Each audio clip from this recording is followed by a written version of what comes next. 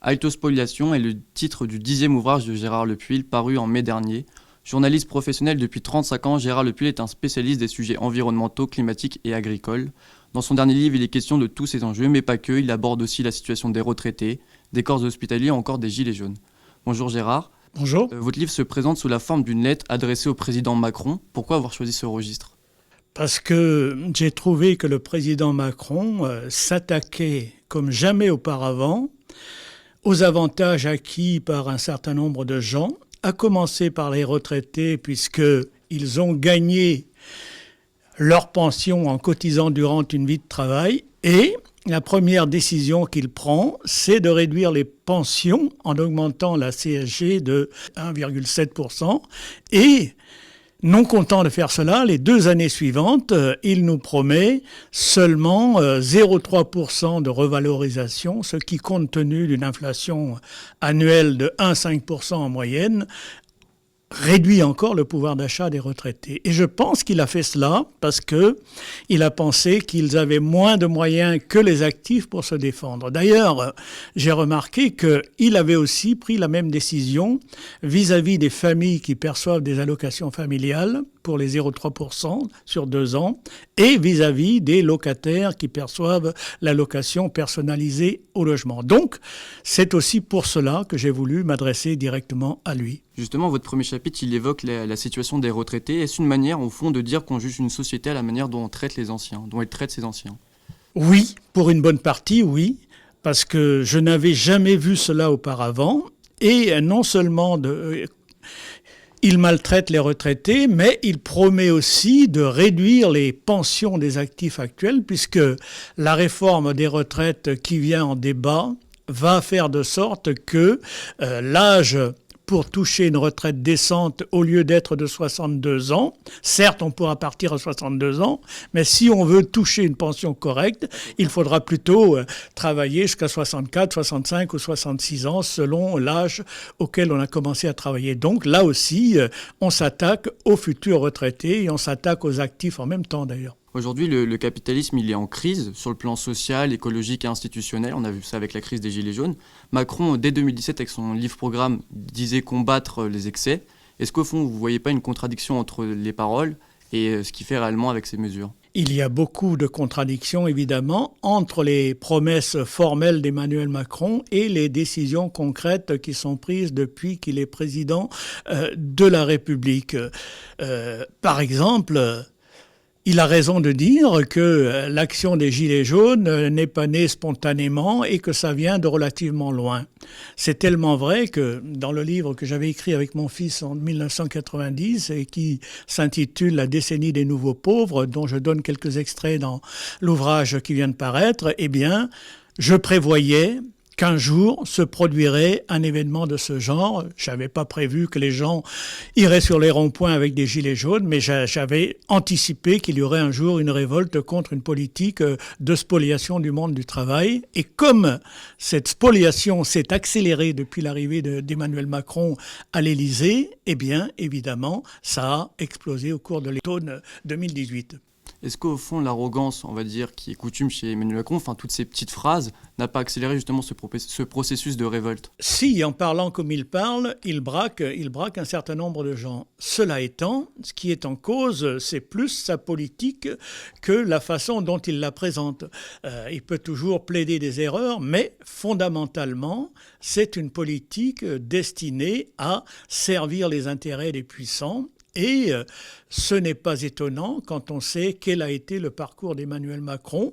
Après avoir été énarque, il a travaillé plusieurs années à la banque Rothschild et là, son travail consistait à faire de sorte de mettre en place des fusions-acquisitions qui d'ailleurs lui ont rapporté beaucoup d'argent. Donc sa vision de l'économie est celle-là, celle des grandes sociétés multinationales et la piétaille, si je puis dire, le monde du travail, eh bien, ça apparaît à ses yeux comme des coûts à réduire en permanence. À propos de l'écologie, les Verts en France et dans les autres pays ont réalisé de bons scores aux élections européennes, donc ce qui acte une prise de conscience au niveau des masses. Maintenant, la question et tout le débat est de savoir comment engranger une véritable transition écologique. Selon vous, quelle est la voie d'avenir pour l'agriculture ?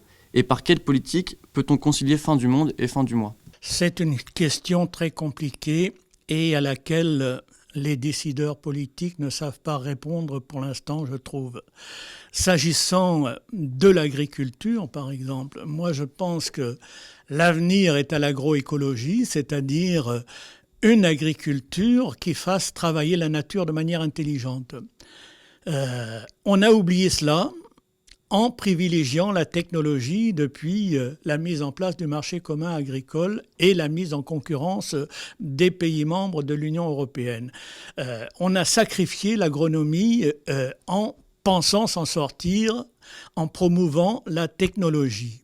On a de ce fait spécialisé l'agriculture, des zones céréalières à certains endroits, de l'élevage dans d'autres, ce qui fait que ça se traduit par les pollutions là où il y a trop d'élevage et par d'autres pollutions et un appauvrissement des sols là où on ne fait que de la céréale en rotation courte par exemple. Et donc ce que je préconise moi, et ce que disent aussi de nombreux agronomes aujourd'hui, c'est que l'agroécologie, ça doit être, une agriculture très diversifiée qui progressivement se convertisse à l'agriculture biologique, mais qui fasse de sorte que sur une même exploitation, eh bien, on ait une diversité de production.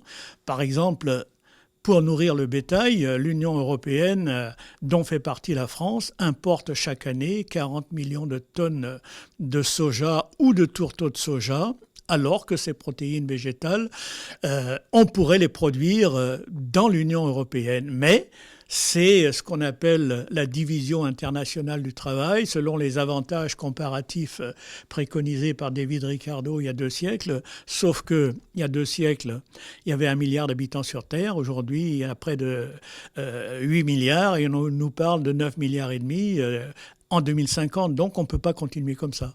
Et justement, par rapport à la concurrence déloyale que vous avez évoquée tout à l'heure, comment peut-on, à l'échelle européenne, essayer de faire en sorte d'harmoniser justement ces salaires qui font à la baisse pour les agriculteurs? Les revenus des agriculteurs, oui, sont à la baisse parce que, les pays de l'Union européenne sont en concurrence tous les uns contre les autres. Et pire encore, la Commission européenne, avec l'accord des pays membres d'ailleurs, ne cesse de négocier des accords de libre-échange avec les pays tiers. Par exemple, la Commission vient de discuter d'un accord de libre-échange avec les États-Unis qui permettra à ce pays d'exporter 35 000 tonnes de viande bovine en Europe tous les ans. Et négocie également avec les pays du Mercosur pour que ces pays aussi nous exportent de la viande alors qu'ils nous exportent déjà la nourriture du bétail. On ne peut pas continuer comme ça. Et donc, on a intérêt à mettre des taxes aux frontières communes de l'Union européenne et faire en sorte que la production européenne elle-même, relève davantage de l'économie circulaire, c'est-à-dire qu'il y ait de l'élevage un peu partout et que l'on recycle comme il faut les déjections animales pour fertiliser les sols, par exemple, parce que, comme je le disais tout à l'heure, les terres à céréales s'appauvrissent énormément en matière organique parce qu'il n'y a plus de matière organique produite par les animaux, du fumier, par exemple. Et donc, là aussi, ça pose des problèmes pour les décennies à venir et donc pour la nourriture des générations qui viennent maintenant. On produit des produits en France de qualité. Oui. Et à côté de ça, les Français achètent des produits qui viennent de l'étranger parce qu'ils coûtent généralement moins cher. Comment faire justement pour insuffler une dynamique pour les agriculteurs français? Alors la situation n'est pas simple parce que au sein de l'Union européenne, la concurrence est libre, il n'y a pas de tarifs douaniers. Et donc un pays qui mettrait des tarifs douaniers, il aurait des mesures de rétorsion. La question qui se pose, c'est sans doute d'identifier la viande, de dire d'où elle vient, et le consommateur, à partir de là, il choisit. Et sans doute n'empêchera-t-on pas des importations, mais on pourrait quand même faire de sorte que la restauration collective, par exemple, privilégie la production nationale. D'une part, ça permet de faire en sorte que les produits alimentaires voyagent beaucoup moins qu'ils ne le font aujourd'hui, et ça permettrait aussi d'éviter d'avoir des scandales sanitaires comme ceux qu'on vient d'avoir avec les steaks hachés que France Agrimer avait achetés à une entreprise polonaise, ou du moins avait autorisé des entreprises françaises à acheter à une entreprise polonaise pour servir les Restos du Cœur, le Secours populaire, le Secours catholique et d'autres associations. Je crois que là, il y a des choses à faire, effectivement, oui. Aujourd'hui, il y a un débat qui vient d'apparaître récemment dans la sphère politique, c'est est-ce que faut-il interdire les vols d'avion à l'intérieur de l'Hexagone, on va dire, les trajets d'avion faits de France, par exemple Paris-Marseille. Est-ce qu'un vol Paris-Marseille doit avoir encore lieu alors qu'il y a le train ? Moi, je pense que l'utilisation du train est beaucoup plus pertinente partout où il y a de TGV pour aller d'une grande ville de France à une autre. Est-ce que des mesures d'interdiction sont de nature à régler le problème ? Je ne suis pas sûr. Ce que je regrette, moi, c'est que la SNCF n'ait pas joué son rôle sur tout le territoire depuis une trentaine d'années. Certes, on a investi beaucoup dans le TGV. Malgré ça, le TGV se trouve en concurrence avec l'avion. Et en même temps, je dirais, on a sous-investi et dans le transport ferroviaire des marchandises et dans les lignes entre les petites villes. Et ça, c'est ça qui finalement fait de sorte que on utilise énormément la voiture et les camions, et la pollution, pour l'essentiel, la pollution imputable au transport vient beaucoup plus des voitures et des camions que des avions. Yann Brossa, il proposait pendant les élections européennes de taxer plus les vols aériens, c'est-à-dire taxer plus les avions par rapport aux voitures, pour des questions de justice sociale, tout simplement parce qu'il constatait que c'était les riches en moyenne qui polluaient plus. Vous en pensez quoi ? Oui, ça peut se faire, mais pour la voiture, par exemple, si on finançait le covoiturage pour aller au travail, je pense que beaucoup de gens choisiraient d'aller au travail en covoiturage. Mais ce qu'on constate, c'est que le covoiturage, il sert surtout à aller d'une grande ville à une autre parce que ça coûte moins cher que de prendre le train. Et donc là encore, c'est le bilan carbone du transport qui est en augmentation alors que le moyen de transport le plus sobre, c'est le train. À propos du climat, quelle lecture faites-vous des orages de grêle très intenses qui se sont abattus sur plusieurs départements de la région Auvergne-Rhône-Alpes samedi dernier ? J'observe ces choses-là depuis un certain nombre d'années. Je vois que ces incidents climatiques majeurs augmentent en nombre, mais surtout en intensité. Et c'est facile à comprendre parce que plus il y a de réchauffement, plus il y a d'évaporation. Et après, il suffit qu'un contact d'air chaud et d'air froid se rencontre pour qu'on ait des phénomènes comme ceux qu'on a eus dans la région Auvergne et Rhône-Alpes. Et évidemment, on l'a vu et sur les vignes et sur les arbres fruitiers, sur les serres. Cela veut dire que c'est des choses qui vont se produire de plus en plus souvent, de même que les gelées tardives, par exemple, sur les vignobles ou sur les arbres fruitiers, parce que l'hiver étant doux, des fois, la végétation repart de bonne heure, tandis que des gelées tardives sont toujours possibles. Et donc, alors on me dira, on peut s'assurer. Oui, sauf que les prix des denrées étant ce qu'il est, c'est difficile de trouver de l'argent pour s'assurer. Et puis, on peut penser aussi que, comme il faut rembourser de plus en plus, puisqu'il y a de plus en plus d'accidents climatiques, le prix des assurances va devenir hors de prix. Et donc, sans soutien de l'État ou de l'Union européenne, il sera difficile aux paysans de débourser les sommes nécessaires pour s'assurer.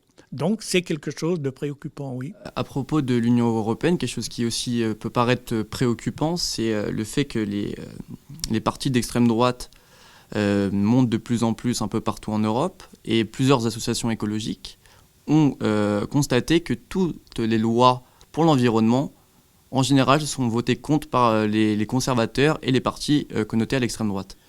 Oui, évidemment. C'est le dernier de leurs soucis, même si dans cette campagne tout le monde a parlé peu ou prou d'environnement, c'était par précaution plus que par conviction. Et ça me ramène à votre question du début.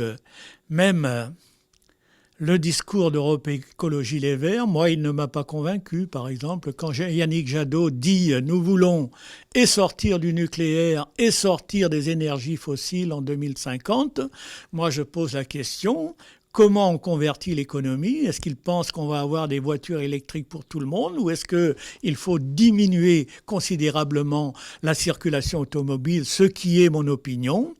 Et on sait aussi que l'Allemagne, ayant fait le choix de sortir du nucléaire, par exemple, a vu ses émissions de gaz à effet de serre augmenter parce que, bien qu'ayant développé considérablement les énergies renouvelables, eh bien l'Allemagne, comme les énergies renouvelables ne sont qu'alternatives et ne tournent pas tout le temps, eh bien relance en permanence la production d'électricité à partir du charbon et du lignite et donc augmente ses émissions de gaz à effet de serre au lieu de les diminuer. Et c'est encore plus compliqué dans un pays comme la France où le nucléaire, alors on peut toujours discuter est-ce qu'on a eu raison d'aller jusqu'à 75% de nucléaire. Il reste qu'on hérite de cette situation et à mon avis, il faut la gérer de la manière la plus intelligente possible.